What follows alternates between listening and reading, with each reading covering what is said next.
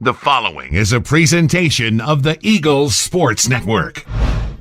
All right, back on the Domino's postgame report as Carson-Newman prevails at Setzler Field by a final score of 34-21 over the Newberry Wolves. Adam Cavalier alongside head football coach Mike Clowney. Mike, woo!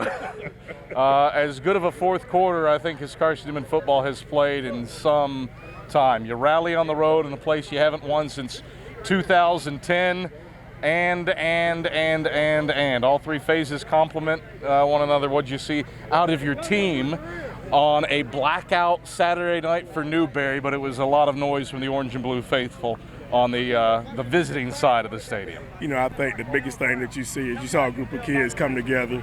You saw them believe in one another. You saw them not compromise.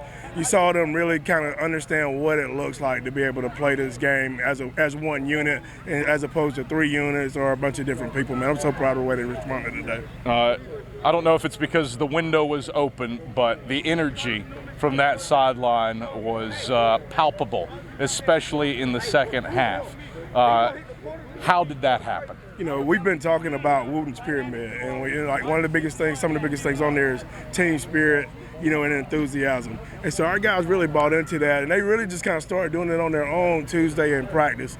And so, you know, we just challenged them, and they challenged each other to just bring that energy to the game on Saturday, and it showed up, and I think it was a big plus for us.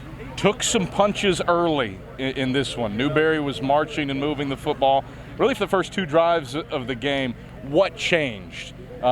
Defense stiffened up, and I think it was about a quarter and a half of football where Newberry failed to get a first down. You know, I think early on our guys, we made a couple calls we worked on all week, and they've done a good job of responding to them. But I think we got a little anxious on some stuff.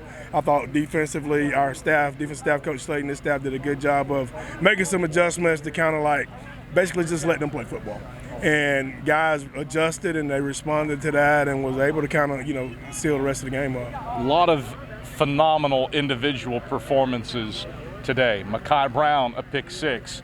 Major Williams, a 65-yard punt return for a touchdown. Cade Meeks will be a rare receiver, SAC Offensive Player of the Week nominee for the Carson-Newman football program. Who do you single out from today? You know, I just single out the whole group, because like even on Major's punt return, like there's a block there. You know, Meeks, like, you know, there was points in times where we didn't have time to throw the football, but in those instances we gave our quarterback time for him to be able to get down the field. Mekhi's touchdown, you know, we've got the guy hemmed up. He kind of makes a little bit of a desperation throw, which is an interception for pick six. And so, you know, all of those, like, they show up on that stat sheet as individuals, but they're really big-time team plays. The play calling in this one in the fourth quarter, something to marvel. Let's talk about the touchdown where Tyler Curtis scores to give you the lead first. That's set up by running the football. You'd rushed for 30 yards all game long and then go entirely on the ground 80 yards, granted 65 of it on one Cam Ferguson rush. Why go to the ground late in the fourth quarter? Crucial situation. What'd you see? You know, I think it goes back to last week for us. We were down there and we couldn't run the ball in. And so, like, you know, that was a challenge for us all week. It was like, you know, we get in this situation, we're not going to shy away from it. We're going to find a way to run the football and get across the goal line. And our guys responded to that. Secondarily, third down, 8 to go, needing to bleed the clock. You go to the air and go for the throat. A stone-like call. To chuck it up from 42 yards out to go ahead by 2 scores with under 90 seconds to play. Break that one down. I mean, you're sitting there like the game's on the line, like you're at their place, like, you know, outside of us, probably nobody believes we're going to win the football game, and there's just no point in giving them the ball back right there and giving them a chance to be able to drive and win the football game. If you're going, sometimes you have to take chances. And I thought Coach McKeith and his staff got together and made a great call, got the ball in the end zone to seal the game for us. This one was an interesting one. League results broke Carson-Newman's way today. Tusculum dropped a contest at home to Barton. Mars Hill lost on the road to Limestone. With the win here, you're still in control of your own destiny within the Mountain Division. I know those were things that weren't known on the sideline, but just how meaningful does that make this performance with that knowledge? They were known driving down here.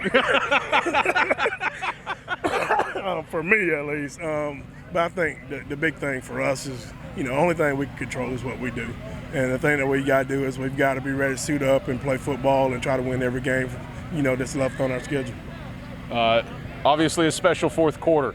You're back home, rivalry game against Tusculum on Saturday. What do you have to do to celebrate this one for a little bit and then get ready for the Pioneers? We'll get home, enjoy it tomorrow, and go back to work on Monday. All right, Mike Clowney, pleasure as always. Congrats on a massive one here at Setzler Field. Thank you. It's Carson-Newman head football coach Mike Clowney. Domino's postgame report continues after this on the Eagle Sports Network.